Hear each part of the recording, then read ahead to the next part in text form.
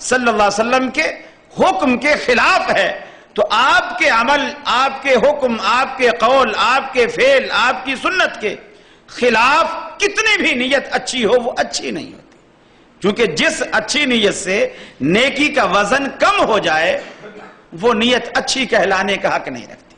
معلوم یہ ہوا کہ اچھائی اور برائی کا معیار ہمارا ذہن نہیں ہے۔ لوگ یہ سوچتے ہیں چونکہ ہمارے ذہن میں یہ بات اچھی ہے، ہمارے معاشرے میں یہ بات اچھی گردانی جاتی ہے، لہٰذا یہ چیز اچھی ہے۔ یہ ذہن پرستی ہے، یہ ذہن پرستی ہے، اور یہ بھی ایک شرک کے زمرے میں آتا ہے۔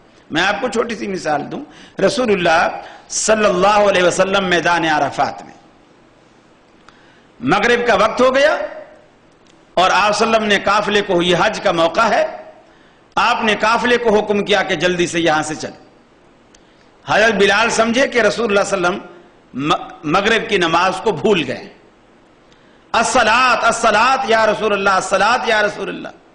آپ نے فرمایا بلال الصلاۃ امامک، نماز تیرے آگے ہے، یعنی آگے چل کے پڑھیں گے، مزدلفہ میں جا کے پڑھیں گے۔ اب مزدلفہ میں جا کر مغرب کا وقت پورا نکل جاتا ہے، مغرب کا وقت پورا نکل جاتا ہے۔ رسول اللہ صلی اللہ علیہ وسلم نے وہاں جا کر پہلے مغرب ادا کی، پھر عشاء ادا کی۔ اب ہماری اصطلاح میں، علماء کی اصطلاح میں، مغرب کو قضا پڑھا گیا، عشاء اپنے وقت میں پڑھی گئی، مغرب کو قضا کیا گیا۔ ایک روایت میں آتا ہے جس شخص نے عمدن، جان بوجھ کر ایک نماز بھی قضا کی، اس کو دوزخ میں 70 ڈبکیاں، 70 غوطے دیے جائیں گے۔ رحمت عالم صلی اللہ علیہ وسلم کا فرمان ہے، اور یہاں اللہ کے رسول خود جان بوجھ کر اپنی بھی نماز قضا کر رہے ہیں اور صحابہ کرام کی نماز بھی قضا کرا رہے ہیں، اور آپ نے جان بوجھ کر وقت کے ہوتے ہوئے، وقت عرفات میں ہوتا ہے اور آپ جان بوجھ کر اس نماز کو آگے جا کر کے لیٹ کرتے ہیں، جبکہ قرآن مجید میں اللہ رب العالمین کا فرمان یہ تھا کہ ان الصلاۃ کانت علی المؤمنین کتابا موقوتا، نماز مسلمانوں پر اپنے وقت میں فرض ہے، اپنے وقت میں فرض ہے۔ اب اگر کوئی صحابی یہاں اٹھ کر کھڑا ہو کر یہ کہتا اللہ کے رسول ٹھیک ہے، آپ صحابہ کرام کو اکٹھا کریں، ان کے قافلوں کے سامان اونٹوں پر لا دیں، ایک 3 رکعت نماز پڑھنے میں ٹائم ہی کتنا لگتا ہے، میرے پاس تو کوئی زیادہ سامان بھی نہیں ہے، میں فٹافٹ پڑھ لیتا ہوں۔ رسول اللہ صلی اللہ علیہ وسلم کیا فرماتے؟ من عصا محمدن فقد عصا اللہ، جس نے محمد صلی اللہ علیہ وسلم کی نافرمانی کی اس نے اللہ کی نافرمانی کی۔ گویا اب یہ جو عقیدت ہے، کسی کو نماز سے عقیدت ہے، کسی کو روزے سے عقیدت ہے، کسی کو زکوٰۃ سے عقیدت ہے، کسی کو یتیموں سے شفقت سے عقیدت ہے، یہ جو عقیدت کے بت ہیں، اسلام نے ہر جگہ عقیدت کے بتوں کو توڑا ہے۔ اب کسی کو نماز کی لت پڑ جاتی، ایک ہے نماز کو فریضہ سمجھ کر پڑھنا، ایک ہے نماز کی لت پڑ گئی۔ بہت سارے لوگ کہتے ہیں جی میں عشاء کی نماز نہ پڑھوں تو مجھے نیند ہی نہیں آتی، کروٹیں بدلتا رہتا ہوں، فکر رہتی ہے۔ یہ ایک یا تو فریضے کی وجہ سے کہ اللہ رب العالمین کا فریضہ ہے میں نے ادا نہیں کیا، اس خوف سے کرتا ہے، اچھی بات ہے۔ اور اگر اسے لت پڑ گئی ہے کہ بچپن سے عادت پڑی ہوئی ہے کہ نماز پڑھ کے سونا ہے اور اس لت میں پڑھ رہا ہے تو اسے کوئی فائدہ نہیں۔ اب اللہ رب العالمین نے یہاں عقیدت کے وہ سارے بت توڑے ہیں کہ اگر کوئی شخص مغرب کو مغرب کے وقت میں پڑھتا ہے، عشاء کو عشاء کے وقت میں پڑھتا ہے، لیکن اس وجہ سے پڑھتا ہے کہ اسے عادت ہی یہ ہے کہ اگر مغرب کے وقت پہ نہ پڑھے تو اسے کھانا ہی ہضم نہیں ہوتا۔ آج اللہ نے کہا کھانا تیرا ہضم ہو یا نہ ہو، میں مغرب تجھ سے لیٹ کروا کے رہوں گا۔ اس لیے کہ اسلام یہ بتانا چاہتا ہے کہ اسلام ہے کیا۔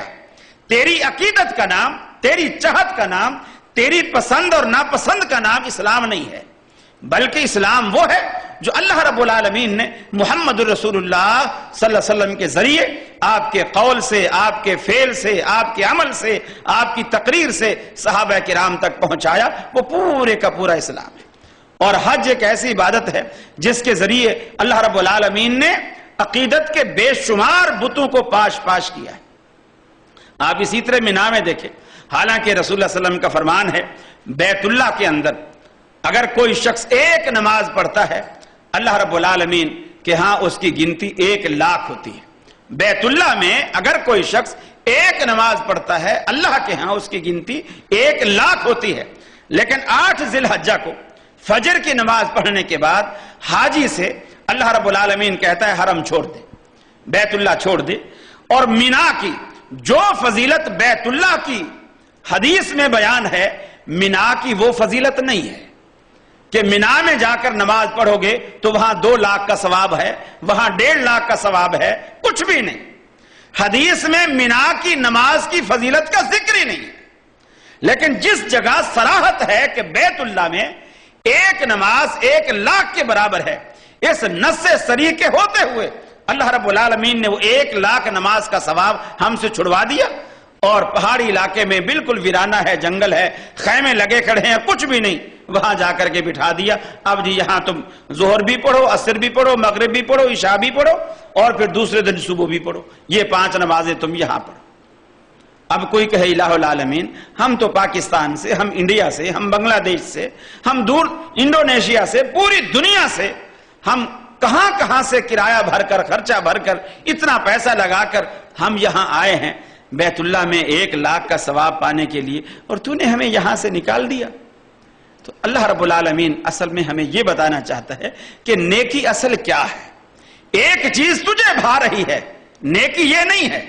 ایک چیز اللہ کو ایسے بھا رہی ہے, اب ویسے کرنا نیکی ہے. آدم علیہ السلام کو اللہ رب العالمین نے جب تمام چیزوں کے نام بتا کر کھڑا کر دیا, فرشتوں سے پوچھا کہ تم بتاؤ, انہوں نے کہا ہمیں تو نہیں بتا. اللہ نے انہیں بتایا ہی نہیں ہے. اللہ رب العالمین نے آدم علیہ السلام سے کہا تم بتاؤ, انہوں نے بتا دیے.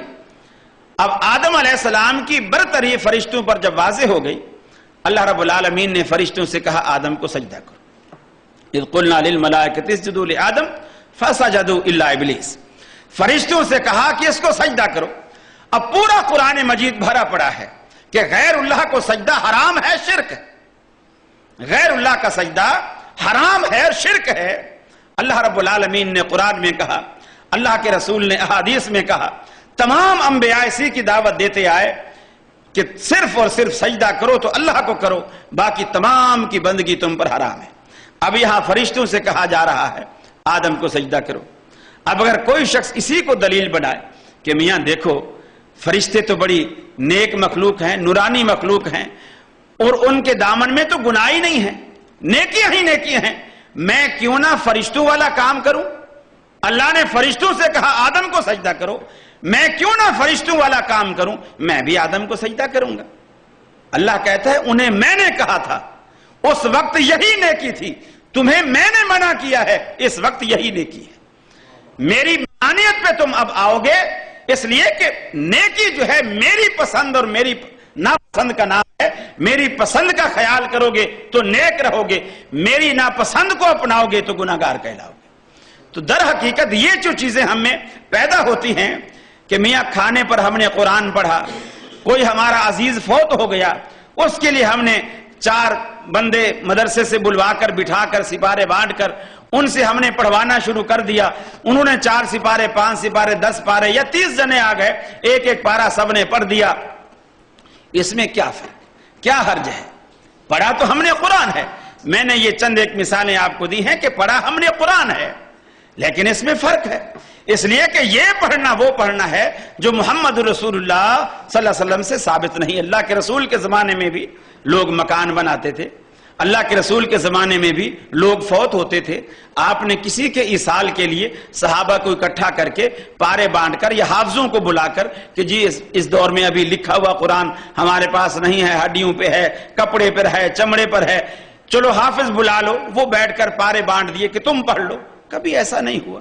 اللہ کے رسول کے دور میں یہ ساری چیزیں تھیں, یہ سارے لوازمات تھے, لیکن یہ طریقہ کار جو آج مسلمانوں نے اپنایا ہے, اللہ تبارک و تعالیٰ کے رسول کے دور میں یہ چیز نہیں اپنائی گئی تھی. اور بے شمار باتیں ہیں.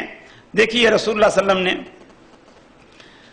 نے بڑی وضاحت کے ساتھ فرمایا کہ لا یؤمن احدکم, تم میں سے اس وقت تک کوئی شخص مسلمان نہیں ہو سکتا, مومن نہیں ہو سکتا, حتی اکونا احب الیہ من والدہ وولدہ والناس اجمعین, جب تک کہ اسے میری ذات اس کے والدین سے, اس کے عزیز و اقارب سے, اس کے دوستوں سے, اس کی اپنی ذات سے سب سے زیادہ محبوب نہ ہو جائے, اور اس کے محبوب ہونے کا معنی کیا ہے کہ دوسری روایت میں فرمایا لا یؤمن احدکم حتی یکون ہواہ تابعا لما جئت بہ، میری ذات تمہیں کیسے محبوب ہوگی، کیسے پتا چلے گا کہ تم واقعی اللہ تبارک و تعالیٰ کے رسول کی ذات سے محبت رکھتے ہو، یہ پتا کیسے چلے گا؟ لا یؤمن احدکم حتی یکون ہواہ تابعا لما جئت بہ، اس